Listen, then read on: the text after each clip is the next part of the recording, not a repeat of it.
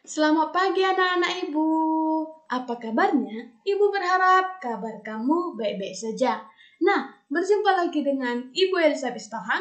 Di sini, Ibu akan menyampaikan materi pembelajaran kita yaitu tema 3A, pertumbuhan dan perkembangan makhluk hidup, subtema 4, pertumbuhan dan perkembangan tumbuhan, pembelajaran 2. Adapun tujuan pembelajarannya yaitu yang pertama, kamu dapat menuliskan proses pertumbuhan tumbuhan dalam bentuk diagram. Yang kedua, kamu dapat menuliskan sikap kerjasama saat bermain dengan teman. Nah, perhatikan slide HP kamu atau video ini.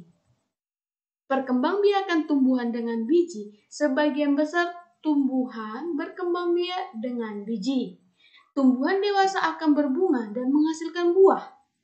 Di dalam buah terdapat biji. Biji berkembang menjadi tanaman baru. Tanaman baru tumbuh menjadi dewasa dan berbuah. Perputaran tahapan perkembangan tersebut membentuk siklus atau daur hidup. Nah, perhatikan anak ibu gambar ini. Ya, ini adalah biji, ya. Yang warna putih ini yang ibu tunjuk adalah embrio atau calon tumbuhan baru. Kemudian yang di dalam ini, yang ibu tunjuk ini adalah kotiledon atau sumber makanan untuk calon tumbuhan baru. Oke, yang di luar ini adalah selimut biji, melindungi biji. Oke, nah, ibu lanjut. Amatilah gambar berikut ini. Gambar ini menunjukkan daur hidup tanaman semangka.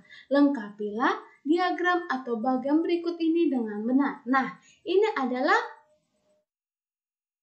semangka. Nah, dari pertama ya. Pertama, oke. Iya, kemudian benar. Lagi? Iya, benar. Iya, baru? Iya, benar.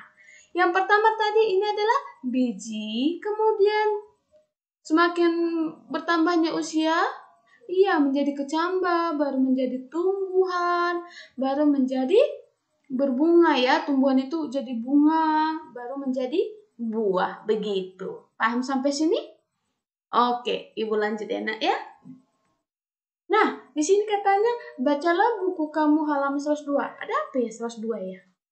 Oh, tentang ini. Oke, kita baca bersama-sama. Ibu baca dari sini, kamu perhatikan buku kamu. Pertumbuhan pohon pepaya. Pohon pepaya yang ada lingkungan sekitarmu berasal dari biji pepaya. Biji pepaya yang ditanam di dalam tanah akan melalui beberapa proses hingga akhirnya dapat menjadi pohon pepaya dewasa. Pertama, biji pepaya yang ditanam akan berkembang menjadi kecambah. Saat menjadi kecambah, dari biji pepaya akan tumbuh akar dan tunas daun kecil.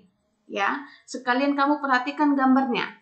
Selanjutnya, kecambah tersebut akan menjadi tumbuhan pepaya muda.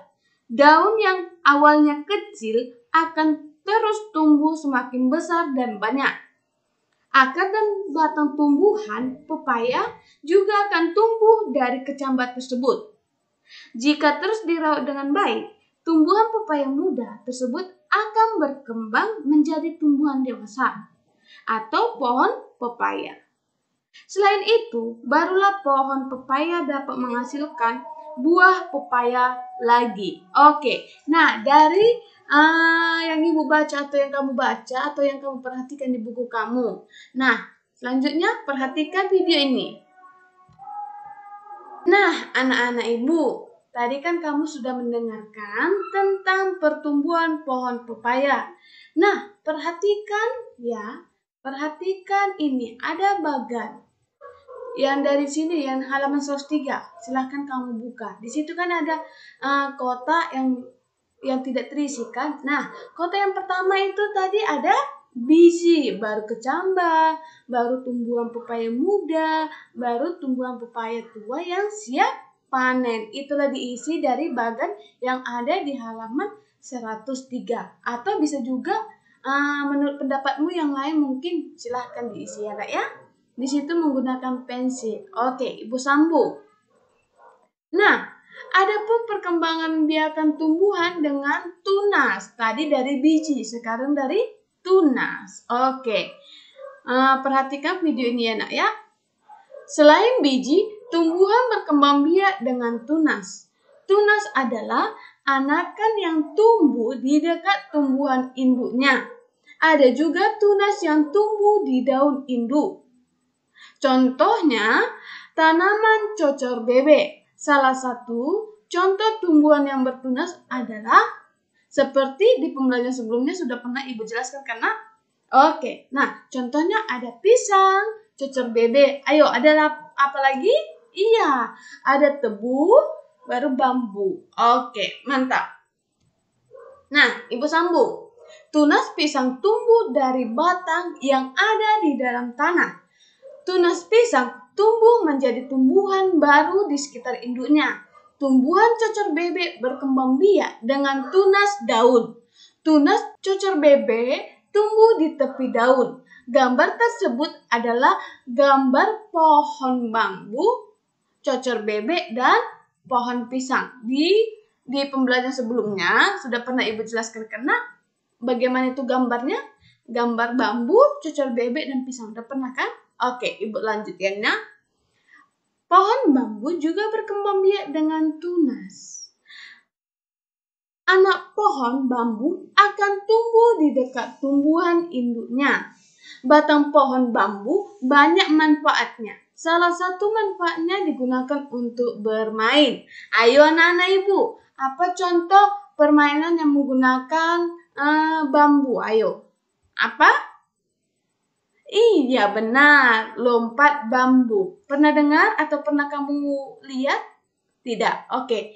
Ini adalah contoh permainan menggunakan bambu, yaitu lompat bambu. Oke.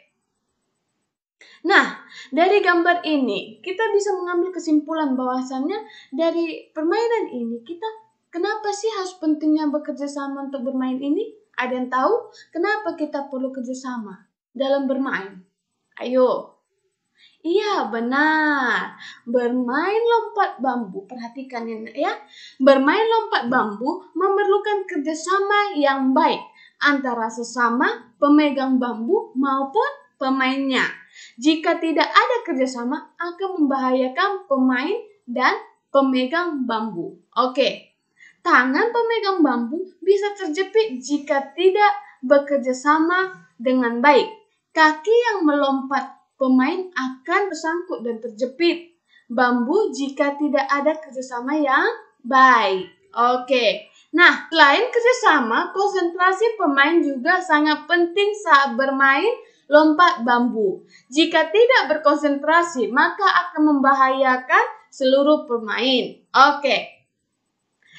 Nah, pasti kamu bertanya, apa itu Ibu kerjasama? Nah, di dalam KBBI atau Kamus Besar Bahasa Indonesia, kerjasama adalah kegiatan atau usaha yang dilakukan oleh beberapa orang atau lembaga, pemerintah, dan sebagainya untuk mencapai tujuan bersama.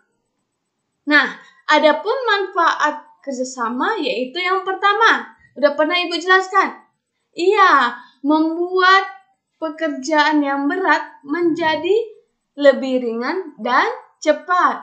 Yang kedua, iya, menumbuhkan rasa kebersamaan dan mempererat tali persaudaraan. Yang ketiga, iya, memupuk rasa sosial dan menciptakan kepedulian terhadap sesama. Oke, mantap.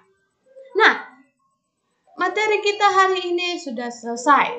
Oke, setelah ini kamu bisa perhatikan di Google Classroom apakah ada tugas atau tidak. Nah, di rumah walaupun di masa pandemi ini kita tetap jaga protokol kesehatan Nak ya. Oke, jaga imunnya, minum vitamin. Oke? Supaya nanti kalau misalnya kita tatap muka ya, jadi semangat gitu. Oke? Sekian materi yang Ibu sampaikan. Sampai jumpa di pembelajaran berikutnya. Selamat pagi dan salam sehat.